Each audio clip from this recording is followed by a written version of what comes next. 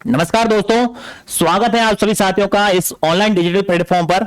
और आज एक ऐसा टॉपिक लेकर आए जो हर किसी एग्जाम के अंदर यहां से प्रश्न आ रहा है। तो ध्यान रखना, अगले 5 मिनट के अंदर हम ये पूरा टॉपिक कवर करने वाले हैं, रिवीजन करने वाले हैं। फर्स्ट रिवीजन देखिए, राष्ट्रीय मानवाधिकार आयोग है, इसका प्रश्न हर बार आता है। अब देखिए, इसका स्थापना किस एक्ट के द्वारा की जाती है। तो ध्यान रखना, 1993 का एक्ट, और एक्ट के कारण इसकी स्थापना की गई, इसीलिए इसे संविधिक आयोग कहा जाता है। ध्यान रखना, संविधिक है, संवैधानिक नहीं है। इसके अंदर टोटल देखिए बहुसदस्यीय दल है।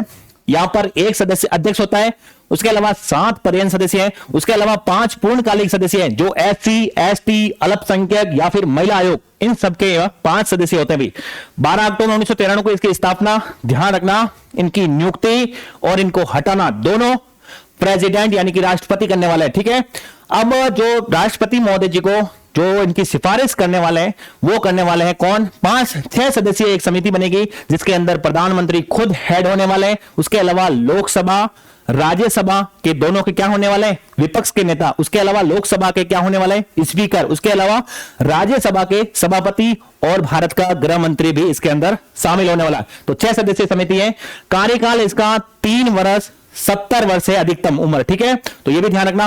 पुनर्नियुक्ति नहीं हो सकती भाई, पुनर्नियुक्ति नहीं होगी, ये बार बार प्रश्न आ रहा है। पुनर्नियुक्ति अध्यक्ष और सदस्य की नहीं होती है। रिपोर्ट ये केंद्र सरकार को सौंपते हैं, केंद्र सरकार को ये अपनी रिपोर्ट सौंपते हैं। महिला अध्यक्ष आज तक नहीं बनी है। हटाने का अक्षमता और कदाचार 2 आरोप हो जाए तो न्यायाधीश, जो न्यायाधीशों को हटाने की प्रक्रिया है उसी प्रक्रिया से इनको भी हटाया जाता है। प्रथम रंगनाथ मिश्र बने हैं। सुनवाई ध्यान रखना, ये 1 वर्ष से पुराना मामला नहीं सुनता है, जबकि लोकपाल 7 वर्ष से पुराना मामला नहीं सुनता है। इनकी खुद की कोई जांच टीम नहीं है। ठीक है, इनकी कोई खुद की जांच टीम नहीं है। वेतन केंद्र सरकार तय करती है। जब तक अध्यक्ष अपने पद पर बैठा है तब तक कोई लाभकारी परिवर्तन नहीं किया जा सकता है। सबसे लंबा कार्यकाल के.जी. बालकृष्ण का है। और वेतन केंद्र सरकार, यह एक सलाहकारी संस्था है, यह एक सलाहकारी आयोग है। ध्यान रखना, जुर्माना क्षतिपूर्ति के लिए सिर्फ सरकार से क्या कर सकती है? सलाह दे सकती है, सिर्फ सलाह दे सकती है। खुद ऐसा बाध्यकारी आदेश नहीं दे सकती। सैनिक मामले की सुनवाई नहीं करती। सिविल को सुन सकती है, समन जारी ये कर सकती है। ये एक अर्ध न्यायिक प्रक्रिया अपनाती है। संसद 1993 के अंदर एक्ट आया, फिर 2006 के अंदर इसके अंदर संशोधन, 2019 के अंदर ही संशोधन हुआ, और वर्तमान में वी राम सुब्रमण्यम जो कि इसके क्या है? अध्यक्ष है। ठीक है, जो कि किसको बनाया जा सकता है? जो भारत का पूर्व मुख्य न्यायाधीश या फिर न्यायाधीश सुप्रीम कोर्ट का। ठीक है, एक बार वापस से देख लीजिएगा फटाफट। राष्ट्रीय मानवाधिकार आयोग जो कि 1993 के एक्ट के इसे स्थापना की जाती है। 12 अक्टूबर 1993 को इसकी स्थापना होती है। यह एक संवैधानिक निकाय है। प्रथम रंगनाथ मिश्र थे, वर्तमान में वीर अब सुब्रमण्यम है। किसको बनाया जा सकता है? सुप्रीम कोर्ट का पूर्व मुख्य न्यायाधीश या फिर न्यायाधीश।